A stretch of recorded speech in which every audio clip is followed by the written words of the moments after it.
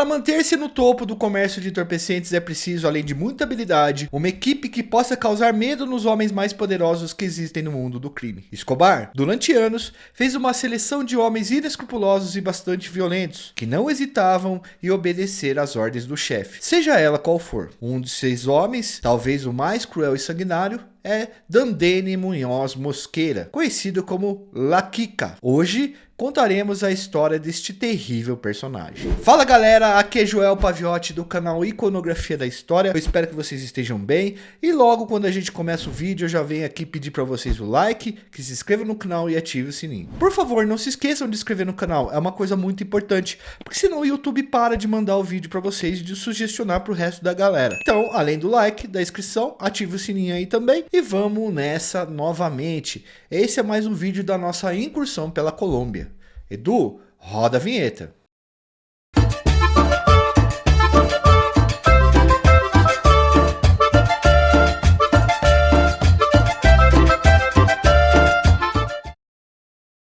Galera, nossa incursão pela Colômbia continua e hoje vamos trazer uma história de um dos principais sicários e mais sanguinários do grupo do Pablo Escobar, tá bom?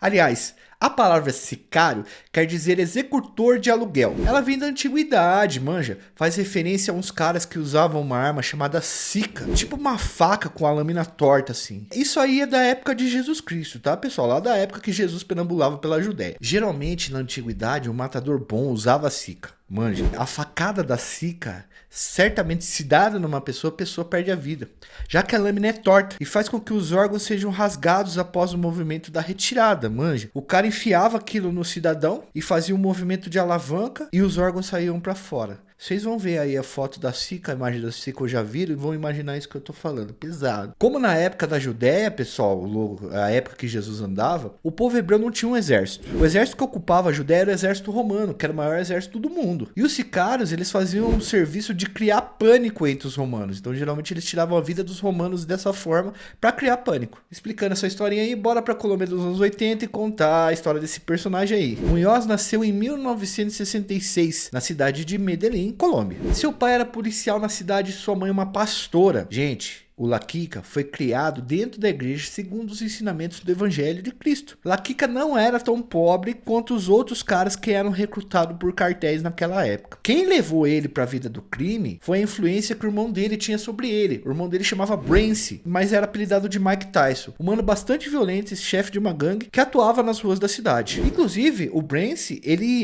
prestava serviços pro Escobar já. Com o irmão, Mosqueira aprendeu um monte de coisa, como por exemplo usar navalhas, facas e armas de fogo, e provavelmente tirou sua primeira vida trabalhando ao lado do irmão Brancy ou Mike Tyson, se vocês quiserem falar. O apelido La Kika, que significa garota gorda na cultura colombiana, foi dado pelos seus colegas de gangue, após descobrirem que Mosqueira era o queridinho da tia-avó. E a tia-avó dele era uma baixinha e bem cheinha assim, tá ligado? Então ficou o apelido dele aí de La Kika. No fim da adolescência, La Kika foi obrigado pelo pai a se alistar no exército colombiano. Ele serviu por alguns anos ali no exército, mas saiu. A importância dele ter passado pelo exército é porque ele aprendeu uma série de estratégias e técnicas que depois serão importantes mais tarde na carreira dele no crime. Quando ele sai do exército, em meados dos anos 80, né, o La Kika foi recrutado pro grupo do Pablo Escobar. Na época que ele era da gangue do irmão, quando tinha 12 anos antes de ir pro exército, Kika já prestava certos serviços pro cartel de Medellín, mas ele levava uma coisinha aqui e a outra ali e tal, como se fosse um serviço de aviãozinho nas quebradas. Um desses trabalhos era ser olheiro de caminhões contrabandistas. Ele se escondia no mato e observava onde havia polícia em alguns pontos das rotas de contrabando e avisava o grupo de Escobar. E aí o Escobar passou a gostar bastante do Mosqueira e aos poucos ele foi subindo no mundo do crime através do apadrinhado, né, que o seu patrão te deu, e de um outro padrinho que gostava muito dele, que era John Jairo Velázquez, o Popeye, um dos chefes dos sicários de Escobar. E mano, La Kika era um cara com disposição pro crime mesmo, pegava qualquer serviço e metia o louco. A gente falou do Jairo Velázquez e a gente tem um vídeo sobre o Jairo Velázquez aqui, o Popeye, que era chefe do La Kika, foi por algum tempo chefe do La Kika. e padrinho dele. Enquanto Escobar estava no topo, galera, em ascensão no mundo do comércio de entorpecentes, La Quica fazia o serviço de execução de inimigos e gente que devia para o seu chefe. Coisa rotineira no mundo do crime, coisa que precisa de ter muita confiança, o cara tem que ser muito bom para fazer. Porque mandou, tem que tirar a vida, não importa de quem seja. Porém, Escobar entra no radar do governo colombiano e norte-americano no final dos anos 80. E o estado da Colômbia, galera, exército e polícia, enfim, todas as forças de segurança, eles passam a caçar o Escobar de todas as maneiras possíveis. A gente não vai se aprofundar muito nesse tema, porque a gente tá falando mais da vida do La Quica aqui. É nesse período aí que realmente o La Quica passa a se destacar como um sicário sanguinário, capaz de fazer as piores coisas para agradar o chefe e ganhar dinheiro. Então, a partir do momento que o Escobar começa a ser caçado, o La Quica começa a crescer no mundo do crime também. No final dos anos 80 e início dos anos 90, surgiu um político chamado Luiz Carlos Galán, candidato à presidência da Colômbia. E esse cara era duro, tá, pessoal? Esse cara era embaçado. Ele era muito louco mesmo.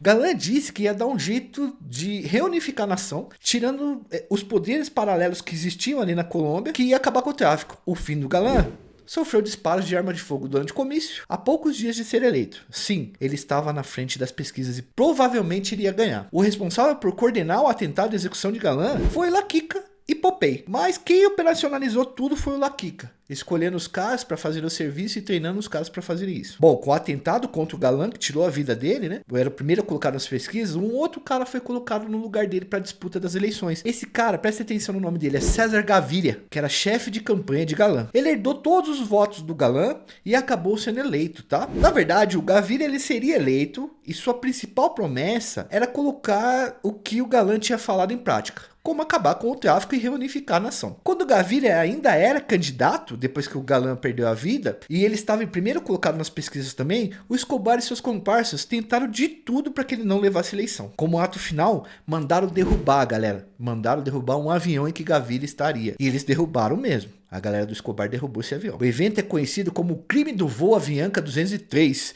que ocorreu no dia 27 de novembro de 1989. O voo ia da capital Bogotá até Cali, onde Gaviria se reuniria com o chefe de polícia local. Uma bomba, galera, foi colocada na aeronave e explodiu quando o avião estava no ar. Todos os 104 passageiros perderam a vida naquele dia. Gaviria não estava no voo, ele havia cancelado horas antes de embarcar, então não deu para tirar a vida do candidato como o Pablo Escobar queria e organizou todo o negócio para ser assim. O responsável por esse atentado foi o La Quica, foi ele que operacionalizou para explodir a bomba ali, né, no avião e para tirar a vida de muita gente. Ele foi atrás de um espanhol que fazia parte do ETA, que é um grupo separatista que atua na Espanha. A gente não vai falar muito disso aqui, mas é uma informação boa para vocês terem. Esse cara do ETA ensinou os manos da Colômbia a fazer bomba para derrubar avião. Foi também, galera, durante a caçada ao Escobar, que ele começa a pagar $4.000 por cabeças de policiais durante essa investida do Gaviria contra o Escobar. La Quica foi acusado de ter tirado pela arma dele mesmo 40 vidas de agentes públicos pelas mãos dele. Isso foi comprovado porque quando o La Quica tirava uma vida, ele escrevia KK no corpo dos caras para poder receber a recompensa a hora que os caras recolhiam o corpo. La Quica também foi responsável por ataques à embaixada dos Estados Unidos com lança-foguetes, mano. Os caras meteram lança-foguetes na embaixada dos Estados Unidos. Além disso, ele ficou responsável por administrar campos de treinamento de adolescentes para virarem sicários. Ele dava treinamento e recrutava garotos pobres da periferia lá de Medellín, ou da periferia de regiões próximas ali da onde o cartel coordenava. Foi La Quica também, galera, o responsável pela execução de Henrique Murta, ministro da Justiça, que não queria deixar a família de Escobar fugir do país. Então o La Quica foi um dos responsáveis por ter tirado a vida desse cara. Em 1991, La Quica viajou para os Estados Unidos para tirar a vida de um piloto de avião que trabalhava para Escobar. O nome desse piloto era Adler Berryman, mas ele era conhecido por Barry Seal. Barry foi preso pela DEA e fez um acordo com os promotores de justiça e procuradores para entregar o sistema de exportação de drogas, né, de entorpecentes do Escobar para os Estados Unidos. E aí o Escobar manda o La Quica para lá para os Estados Unidos e fala pro La Quica assim, ó, vai lá para Nova York e você vai executar esse cara aí, mano. E eu não quero que você volte aqui sem esse cara no caixão. Mas os policiais já estavam na cola do La Quica há tempos. Ele foi preso, primeiro por mentir por um agente federal, que é crime, né, e depois por usar documentos falsos. Mas na verdade esses dois crimes eles serviram só para segurar o La Quica ali. ali. Os caras seguraram ele preso até que conseguiram julgá-lo pelos crimes mais graves que ele cometeu. Os Estados Unidos, galera, o Lakika lá dentro, né, ele foi preso e ele foi julgado lá. Os Estados Unidos se valeram de uma lei de 1956 que considerava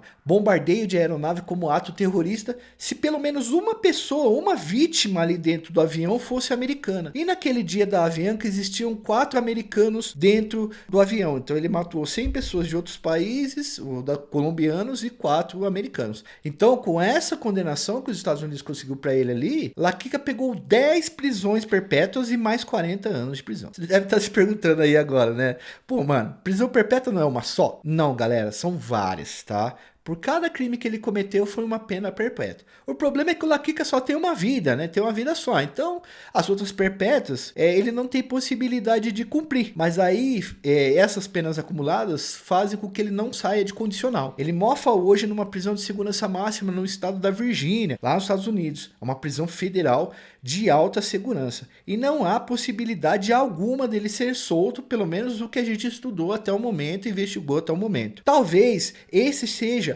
o chefe da organização do Escobar, o funcionário da organização do Escobar, mais violento e brutal que a gente já tenha visto. A gente fez o vídeo do Popeye, falou do Popeye também, mas o Popeye é bastante marqueteiro, como a galera falou aí, muita gente falou, mas o Lakika realmente era um cara que sentava o dedo e não tinha medo e nem remorso do que fazia, não. Aliás, ele nunca disse que teve remorso das coisas que fez. Inclusive, ele sempre alega que metade das coisas que jogaram nas costas dele, não foi ele que fez. Direito dele, mas as coisas que a gente leu nos deixou bastante convencido. Eu espero que vocês tenham gostado do nosso vídeo. Eu espero que vocês cliquem no like, se inscrevam no canal, ativem o sininho. Por favor, galera, não se esqueça de se inscrever no canal. É isso que a gente pede. Vamos aumentar a nossa comunidade, tá ficando legal. A gente tá passando aí dos 260 mil inscritos. E conforme você se inscreve, mais o YouTube entende que ele precisa mandar o nosso conteúdo pra frente. Ademais, vire membro do nosso canal para ajudar a gente a produzir. Deixa o like, ativa o sininho. Clique no botão valeu se quiser fazer uma doação de qualquer quantidade de dinheiro pra gente manter essa estrutura aqui, porque quanto mais tempo a gente tem para produzir, melhor fica nosso conteúdo, e tempo é dinheiro. Então se tem dinheiro, tem tempo. Forte abraço, fui!